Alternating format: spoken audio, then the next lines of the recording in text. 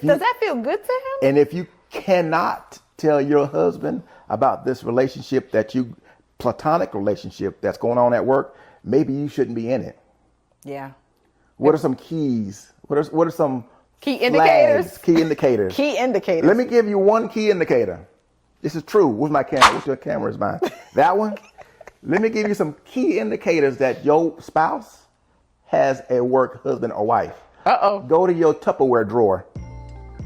What is going on? Hey, my name is Bill. And I'm Sonia. And this is Wisdom in 1 Minute. And we want to discuss something that is going around. It's been going around for a while. Probably going around and you're at your job. At your job. Can somebody please explain to me what exactly is a work spouse? What's a work husband and a work wife? Well, I'm new to this, y'all. I'm not probably the best to narrative around it, but I believe it's when you really connect with someone at your job of the opposite sex, and they would attend to you much like your wife or your husband would. This is so wrong. This is so wrong. This is wrong. And let me tell you why that's wrong. It's because when you start pretending that this is your husband and this is your wife at work, feelings begin to happen. Or that seed, there's a seed that's planted in. And after a while, it will start to germinate. And so pretending this work spouse and this work wife is platonic and innocent, everything starts out innocent.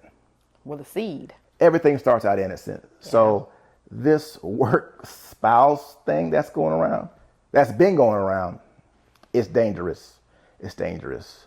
Ephesians 4:27 says, give no place to the enemy.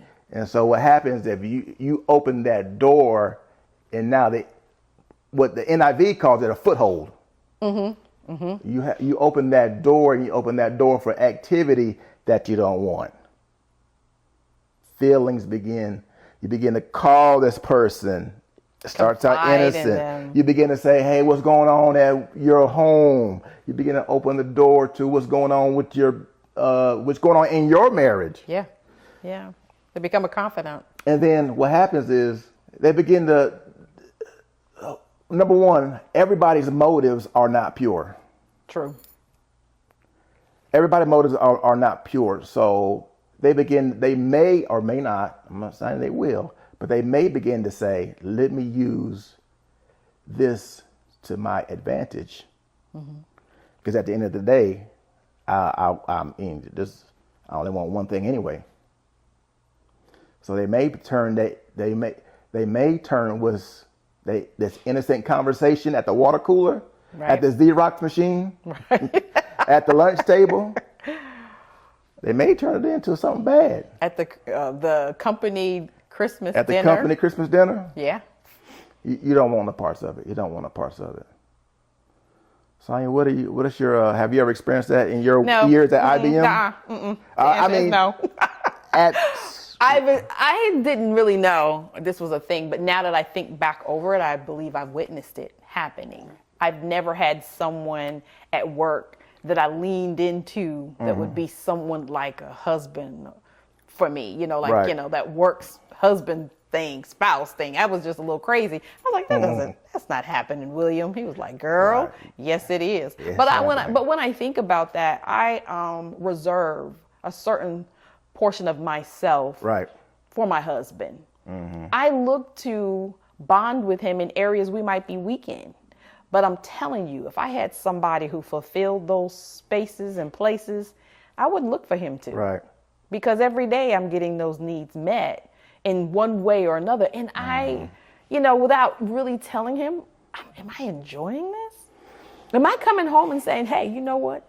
Anthony brought me lunch today, and we sat there and laughed. Let me tell you what he did. He went and worked out, and he was buffing. He was just trying to get his chest, like what he needed to do. He's just such a hard worker. And, I'm just talking about all these accolades that I've learned, and I've allowed myself to confide in him and confide in me. I'm telling my husband, does he want to hear that? Right. Does that feel good to him? And if you cannot tell your husband about this relationship platonic relationship that's going on at work, maybe you shouldn't be in it. Yeah. What are some keys? What are some key indicators? Key indicators. Key indicators. Let me give you one key indicator. This is true. Where's my camera? Which camera is mine? That one? Let me give you some key indicators that your spouse has a work husband or wife. Uh-oh. Go to your Tupperware drawer. Oh my gosh. If you can't find forks, if you can't find your Tupperware, if you can't find your plates, look in the trunk of your wife's or husband's car. And see what she's been taking every day to feed him, huh? If you got a drawer full, the junk drawer, everybody has that junk drawer. If you have a junk drawer full of plastic silverware, I ain't saying. I don't know about that. I don't know about that. If you got a junk drawer, your junk drawer is full of plastic silverware. I don't know about that. Hey, I'm just saying. I'm just telling you what God say. I'm just telling you what God love. Yeah, I'm just telling you what God love. I think that an indicator is behavioral changes. Yeah, definitely. You can recognize that. I'm just clowning. Y'all already know him. I'm clowning, right? But she's true. The indicators. Behavioral changes where I would normally ask him to, can you stop by for lunch, or can you bring me something to so and so. I guess enough of his nose has my husband, spouse husband, work husband, whatever you call it. He taking care of me in that area. I ain't worried about William doing it because he bringing it for me, and she don't ask me that no more. She's awfully giddy. And then, when no need for you to come with me to the Christmas dinner. Ooh. Oh, you wanted me to come last year. Oh, but you told me no. So, it's okay. I'm good this year. Right. If you really look and you dig a little deeper, now you find out there is a relationship that has built. Been brewing. For some time.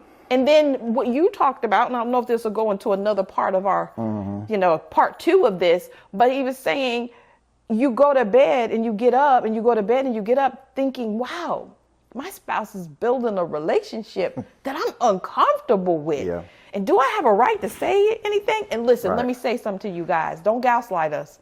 Oh, he's insecure, or he's trying to control her. Right. That's not this. This is not that. This is not that. That is not this. This is really knowing your boundaries and understanding the oneness when it comes to marriage and the relationship. If I'm going to grow in an area with him, I'm going to need for God, him and I to work on that. Because if somebody else comes in that space, they're going to fulfill it. And I won't need him to. And that ultimately is going to hurt him and me. And this can kind of lead into part B of this. And we discussed this the other night. What word can we use for tolerate? Best friends of the opposite sex. It's a lot of those. And again, we struggle with the word tolerate. But I mean, can your marriage tolerate your spouse having a best friend of the opposite sex? Again, these hidden relationships, these secret rendezvous, and he's no big deal and I can't tell him about it. Right. That's a problem. But if it's somebody that's in my life, that's in his life, he's comfortable with this person that we have known, become friends with over the years. He's like, hey, what up, bestie? He was like, that's just John from, my wife's upbringing. We're cool. And he gives me my respect. He gives me my right. He doesn't cross the boundaries. There's boundaries in marriages when it comes to relationships with people of the opposite sex. You guys need to know what those boundaries are. Yes. Because if he's doing something in your marriage that's okay for y'all, that ain't okay for me, don't come for me. I don't want him doing those things that make me uncomfortable.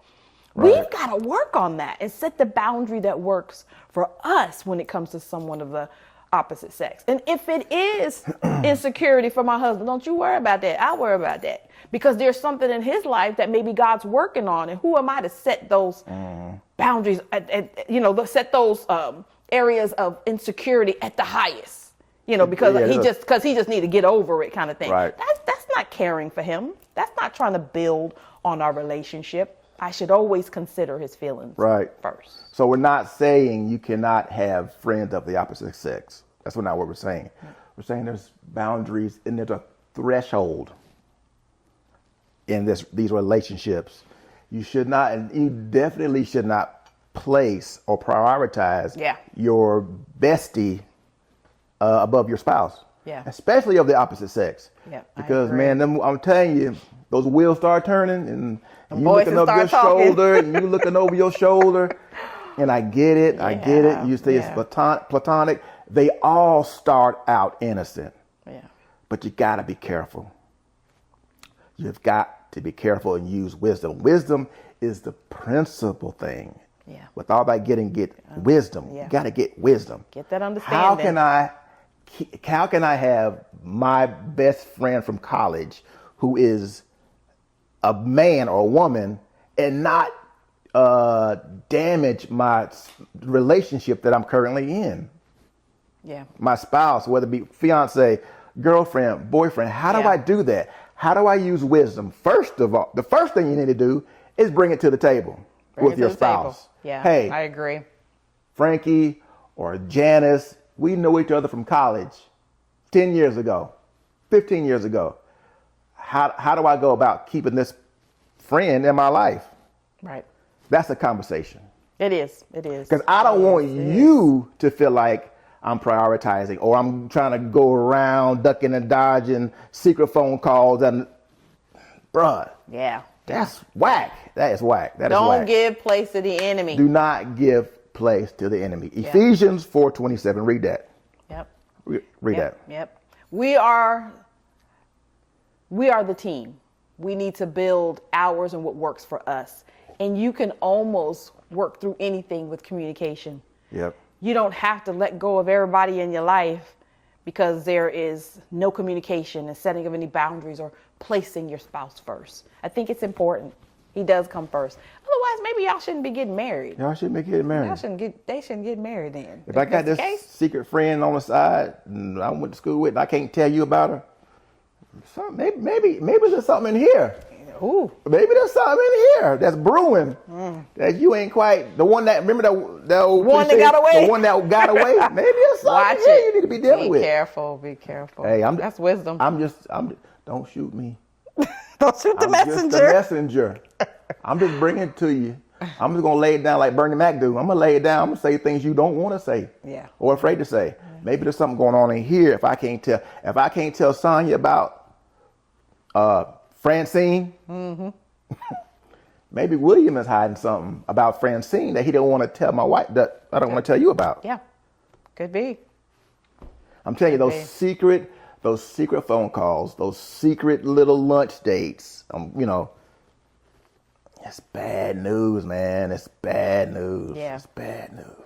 And we can say he's experienced it, he's seen it, he's witnessed it, watched it go on for years. After he mentioned it, I can say I might say I've seen a little bit of that and didn't realize that's what was going on. News, man. And in the former relationships I've been in, I've allowed my guard to be down and got burned by it with friends. Mm-hmm. You got to have boundaries in your marriage. Right. You do. We are a husband and wife ministry team. Yeah. We've both been divorced already. We're remarried. We got 7 kids between us. Yep. And so we talk about divorce recovery. That's our ministry, divorce recovery. And we don't want, hey, if we can prevent you, which camera, you, from going through what we went through. Absolutely. We'll do that. We'll try. We'll try anyway. Or we'll give you the play-by-play. We'll give you a play-by-play. The playbook. How to do it right. What to avoid. What are the best practices? What does God say about it? What did we learn? Yeah, that's good stuff. Listen, my name is Bill. And I'm Sonya. And this is LoveTherapyMinistries.com. And we always say wisdom in 1 minute, but it ain't never a minute. Our 1 minute turns to 10 minutes, 20 minutes. Oh, we're going to give them a minute of it. We're going to give you we can just say that. We're going to at least give you 1 minute of it. We're going to at least give you 1 minute. So Right. Hey, BillandSonya.org is our website. Of course, you already know about LoveTherapyMinistries.com. If you want to drop us an email, our email is hello@BillandSonya.org. Any closing remarks? Put your spouse first. Put your spouse, put L, what Pastor Dollar be saying? Jethro? Did he call it Jethro? Whatever names be using. Put your spouse first, man. Listen to what she say. It's okay. Put your man first. Your man, you need to put your woman first. Yeah. Yep. That's it. So the ones who have been out there buying lunch for that little girl at work and them tight dresses she be wearing to work, stop. And if you feel some way about that, you know you really need to stop. If you mad at me for telling you that, something wrong with you. Ooh-wee. Hey, Bill and Sonya, and we are out.